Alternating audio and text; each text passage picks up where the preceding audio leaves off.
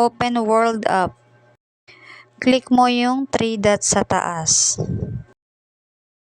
Click Withdraw. Click mo World Coin. Crypto App.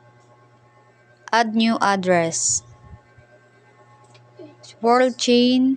Scroll down. Click Others. Yes, proceed. Paste mo dito yung kinapi mo sa Coins.ph mo. Nag-greenback ka lang. Then continue. Click Max. Continue. Confirm. Click Done. Refresh mo lang yan. 0 na yan. Then, back ka kay Coins.ph. Buy and sell. Palitan mong WLD. Then, Max. Sell. Yan, confirm mo lang.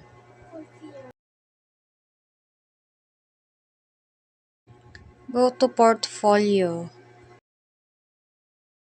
Withdraw. Cash out. Hanapin mo lang yung Paymaya or GCash nyo. Click mo lang yung Max.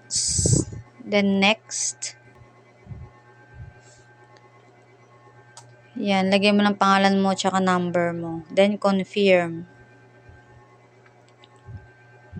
May darating na code sa number mo, copy mo lang.